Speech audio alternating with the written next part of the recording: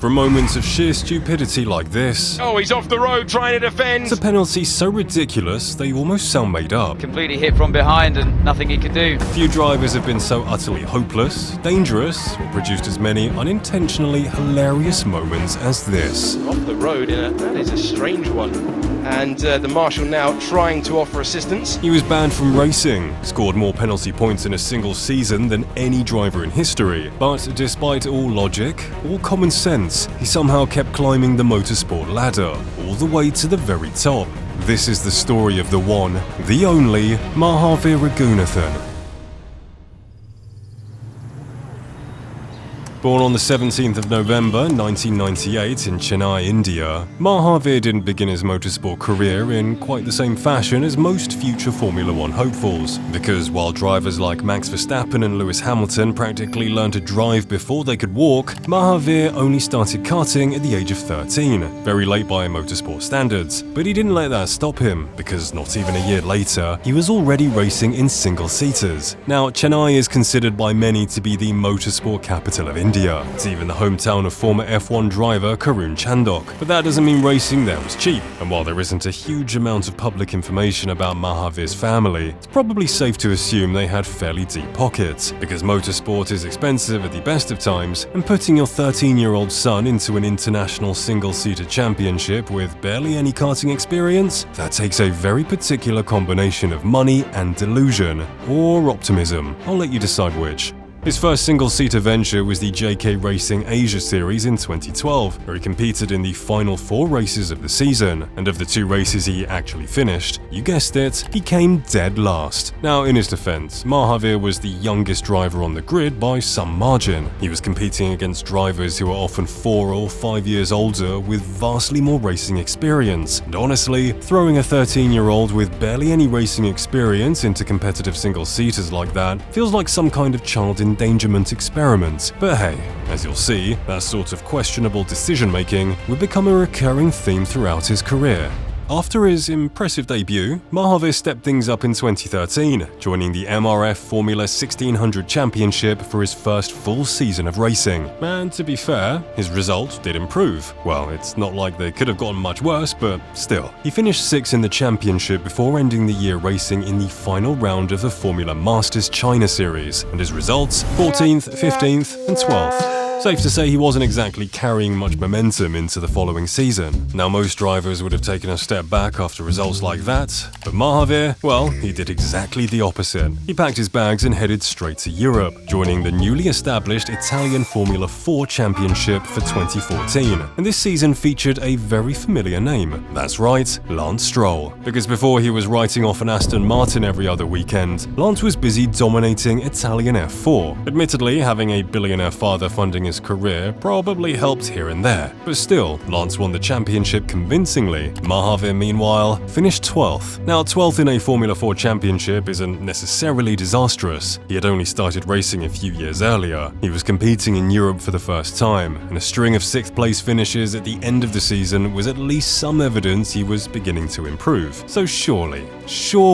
the sensible decision would be to remain in Formula 4 for another season to sharpen his skills and try to fight nearer the front. Well, by now, you know Mahaveer doesn't really do things sensibly, does he? As he instead entered himself into the 2015 European Formula 3 Championship, man, was he in for a shock. Because this wasn't just any Formula 3 grid, it was one of the most ridiculously stacked junior fields of the entire decade. Alex Albon, Charles Leclerc, George Russell, Lance Stroll, future Formula 1 winners, podium finishers, and World Championship contenders were scattered throughout the field. And then there was Mahaveer. Over the 30 races he entered, he failed to score a single point. Not one. He finished 39th in the standings, last among every other driver who had competed in more than 5 races across the year, with an average finishing position of 27th. 27th! That actually hurts my brain. The only positive Mahaveer could really take from the season was that he finished most of the races he started and avoided any major incidents, which is more than I can say for one particular driver on that grid. She's made very good progress from 15th on the grid and a huge crash there. barrel rolling over. That's absolutely massive, and it's Lance Stroll. But let's be honest, it's hard to actually crash when you're driving as slowly as Mahaveer. By the end of the year, he had absolutely nothing to show for his Formula 3 campaign, and in the closing stages of the season, he stepped away from F3 entirely and entered a couple of races into the Euro Formula Open Championship, which went about as well as you might expect. If those results haven't made it clear, let me spell it out for you. Mahaveer was completely out of his depth in these cars. He'd basically spent his junior career up until this point failing upwards, and if he wanted any chance of a serious career in motorsport, he needed to join a respected lower Formula series, hone his craft, and slowly rise the ranks again. But did he do that? Of course not. Instead, he made an incredibly strange decision and joined the AutoGP Formula Open Championship. A championship which, by 2016, was basically on life support. Just 6 drivers appeared at the opening round, entries changed constantly, and after only 2 standalone events, the series effectively merged its remaining calendar with Boss GP Series. It wasn't exactly where the next generation of Formula 1 superstars went to prove themselves, but even so, by the end of the season, Mahaveer had achieved something extraordinary. He finished second in the standings. Second! This was it. Mahaveer had finally found his groove and unlocked his true potential. Well, not exactly, because while multiple drivers made occasional appearances across the year, only 2 drivers completed the full AutoGP season, and Mahaveer finished behind the other one. So, while he technically came second, he also finished last out of the full-time entrants, but I suppose that doesn't have quite the same ring to it.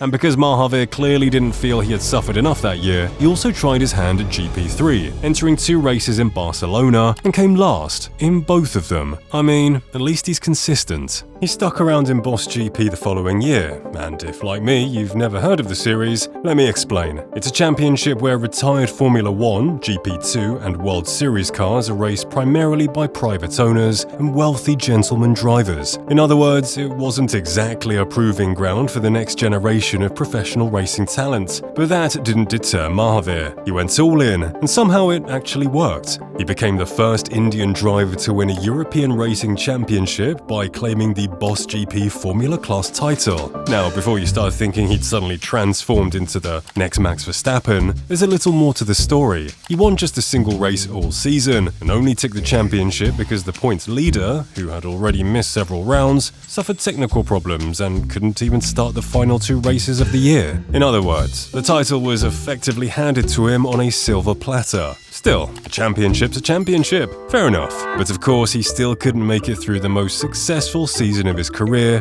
without doing something ridiculous. At one round, he picked up a 30-second penalty after exceeding track limits so many times that the stewards presumably just gave up counting. And somehow, that still wasn't the worst penalty of his career, not even close. But we'll get to that a little later. He finished the year by testing an LMP2 car in Bahrain, but the following season looked far less promising, because in 2018, Mahaveer competed in just 1 Michelin Le Mans Cup race, and that was it. Many assumed his funding had simply dried up, and from the outside, it looked like his racing career was finally over. But oh man, we couldn't have been more wrong. Because the following year, Mahaveer did something so unexpected that I still can't wrap my head around it to this day. Out of nowhere, he joined Formula 2. Mahaveer Raghunathan, the driver who took part in a GP3 weekend for 1 round a couple of years ago, and now he finds himself in Formula 2. It's going to be a tough weekend for him to get up to speed. A tough weekend? Well, that was certainly an understatement. Mahaveer spent most of the opening practice session in Bahrain simply trying to keep his car pointing in the right direction. And Raghunathan getting pretty wide there into the final stages. For almost the entire session, he looked hilariously out of his depth. Raghunathan not enjoying the balance of his MP car one little bit on the evidence of those shots. And just as the checkered flag was being waved, he decided to give everyone a demonstration of his immense talent. And Mahaveer Raghunathan has found himself with another moment to add to the few that he's had earlier in the session. So 20th in the order, 3 seconds off the pace, and unfortunately giving it everything at the end, but giving it a little bit too much. And if you think that was bad, remember, that was only the first practice session of the season. You seriously have no idea what Mahaveer had in store for the rest of the year. In qualifying, he once again decided to explore the circuit's runoff areas. That is a strange one. Before then setting a lap more than 2.8 seconds off the pace. In a spec series like Formula 2, where every driver is effectively using identical machinery, that gap is absolutely insane. Then came the feature race. Mahaveer's reaction time off the line was so slow that he genuinely dropped out of frame, and when the checkered flag eventually fell, he crossed the line in 18th. The only driver behind him, Nikita Mazepin. So, it's safe to say Mahaveer wasn't exactly keeping elite company. Still, after a start that dreadful in the feature race, surely his sprint race launch couldn't possibly be any worse, right? Well, Mahaveer is full of surprises. At the back, Mahaveer Raghunathan waving his hand, having stalled on the grid. He spent most of the race trundling around by himself, until on the final lap, the leaders finally caught him.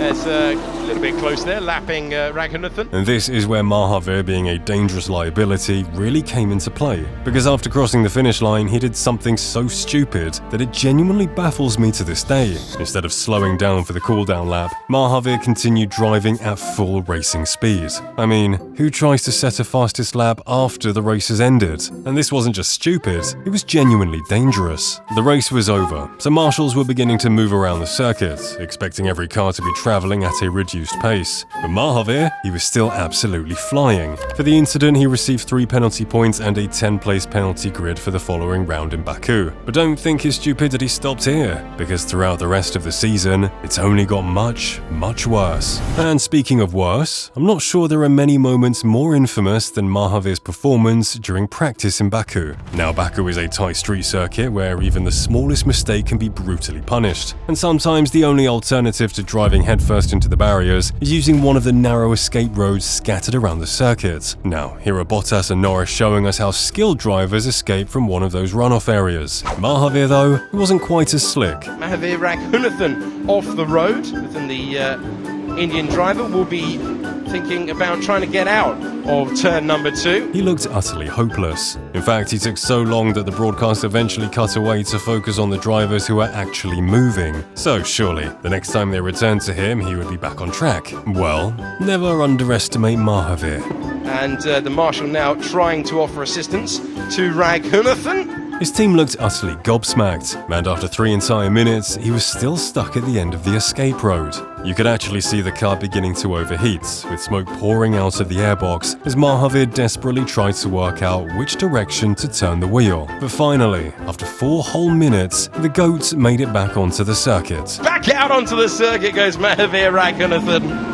He will be mortified that it took that long. It genuinely takes some skill to make something so simple look that difficult. His team were far from impressed and offered the Indian driver some very advanced technical advice. You have to turn the steering. Imagine being a professional racer and being reminded that you have to actually turn the steering wheel. I'm genuinely not sure it can get any more embarrassing than that. And here's what Mahaveer himself had to say about the incident 7 years later. No, children, it's very simple. I just broke a bit too late and beginning of free practice. And in F2, you can't afford to stall the car because you need the help of the team with the jump battery to do it. So I was very cautious not to stall it. And also it was the first time for me driving a car with a hand clutch. So I was a bit too cautious. That's it. I mean, it was a very simple mistake.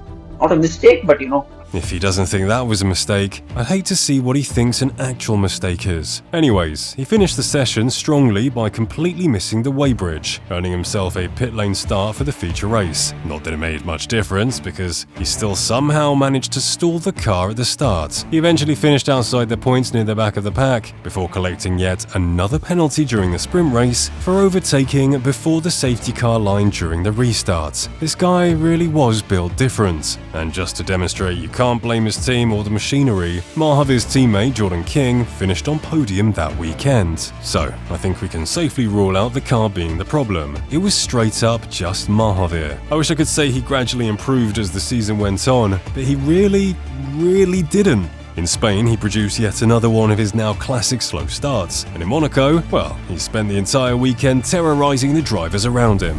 He was more than 5 seconds off the pace in practice, and during qualifying, he produced some of the most egregious impeding I have ever seen.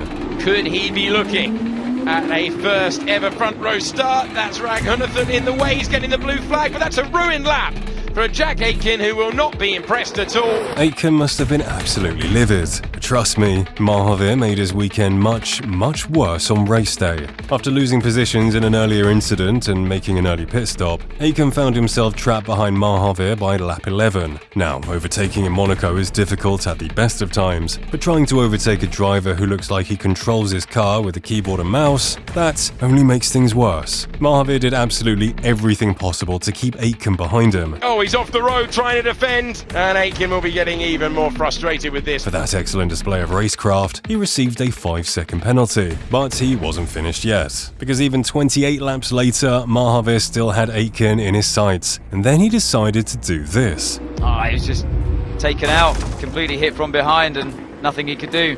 I'm not sure Mahaveer Raghunathan and Jack Aitken are going to be speaking anytime soon. That incident earned him another 20-second penalty, but during Sunday's sprint race, Mahaveer took the comedy to an entirely different level. At the start, he used every ounce of his brain power to come up with this brilliant move. So wait for Raghunathan, there he goes.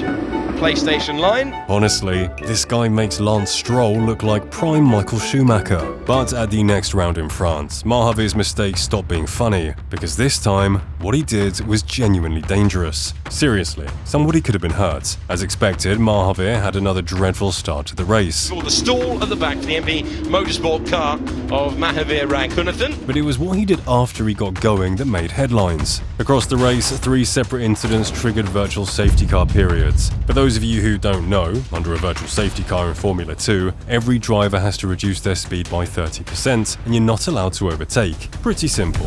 But Mahaveer ignored those rules. Not once, not twice, but during all 3 virtual safety car periods. That wasn't just stupid, it was reckless and genuinely dangerous. For that display of incompetence, Mahaveer received 3 penalty points for each separate infringement. 9 penalty points from one race. 9!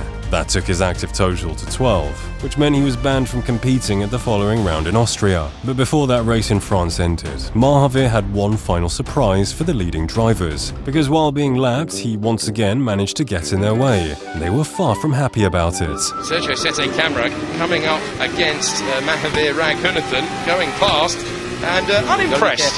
That level of complete unawareness of blue flags would make even Carlos Sainz proud. Get out of the Anyway, I imagine the rest of the grid breathed a collective sigh of relief in Austria while Mahaveer served his ban. But unfortunately for them, he returned at the following round in Silverstone. And to be fair, he had a far less eventful weekend. He even managed not to stall at the start of the race. Now that's progress. Hungary was much of the same. He was still hilariously more than 5 seconds off the pace in qualifying, but at least he appeared to have learned his lesson and avoided any of his usual stunts. Then came Belgium, where he even managed to appear on the TV broadcast for something other than causing chaos. And here he is, proving through the first sector. Can he improve his overall time? That's his effort. And the answer? No. He even went slower. And because Mahaveer apparently couldn't go an entire weekend without adding to the penalty tally, he collected another 2 points for setting a personal best sector, while yellow flags were being waved. You genuinely cannot make this up. The race itself was cancelled after the tragic passing of Antoine Hubert, but racing resumed 1 week later in Monza. And that weekend, Mahaveer did something truly, genuinely unexpected. He began in his usual fashion. Still damp patches, trying to take that dry line. Just about getting it slowed down into turn 1, going wide though, and Raghunathan has gone deep into turn 1 again. And treated us to this beautiful display of skill in qualifying.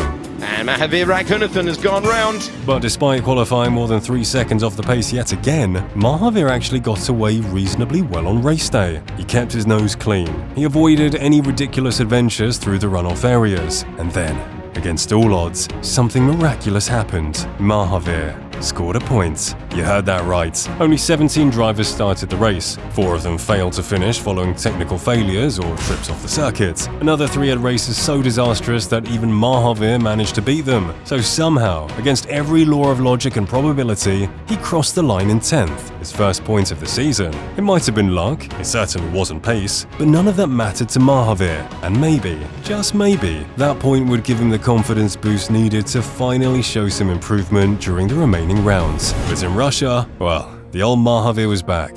He was slow all weekend, painfully slow, and the only notable thing he achieved across any of the sessions was collecting yet another penalty point for rejoining the track dangerously during Sunday's sprint race. That brought his activity total to 9 penalty points heading into the final round in Abu Dhabi, with an astonishing 21 accumulated across the season. 21 penalty points, that is genuinely insane. But he wasn't done yet. Oh no, because at the end of the Abu Dhabi free practice, when drivers were allowed to practice race starts, Mahaveer once again demonstrated that he had the situational awareness of a lemon. The rule for these practice starts is simple. You're not allowed to launch until the cars ahead of you have begun moving. But despite having 2 completely stationary cars directly in front of him, Mahaveer decided to launch anyway. Another unnecessary and dangerous move. And unsurprisingly, it earned him another 3 penalty points, taking his season total to 24 and his active total to 12, enough for a second race ban. But here's the thing, the FIA rulebook technically stated that his ban would be applied at the following event. Because Abu Dhabi was the season finale, Mahaveer was still allowed to race, on a technicality.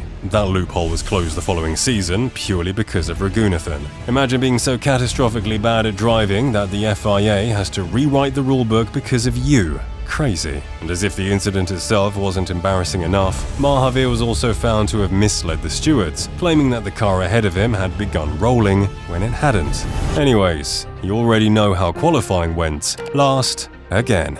And during the race, Mahaveer enjoyed one final little misadventure off the circuit. So Mahaveer Raghunathan off the road. He has accumulated enough penalty points for another race ban, but your total gets reset at the end of the season. All in all, Mahaveer wasn't just slow, he was dangerous. He lacked basic racecraft, and he was a constant liability to everyone around him. He set the record for the most penalty points ever accumulated during a single Formula 2 season, and across the year he was an average of around 4 seconds off the pace in qualifying. And just to put that performance into perspective, his teammate Jordan King scored 79 points and achieved multiple podium finishes. Even Nikita Mazepin, one of the worst drivers to reach F1 in recent memory, scored 11 points. So, after an entire season of Formula 2 racing, all Mahaveer had to show for it was an embarrassing highlight reel and one extremely lucky point. Now, you'd think by this stage Mahaveer might finally accept that professional racing simply wasn't for him. But no, he kept going, and I genuinely cannot stress this enough. The story only gets crazier from here, because Mahaveer didn't stop at Formula 2.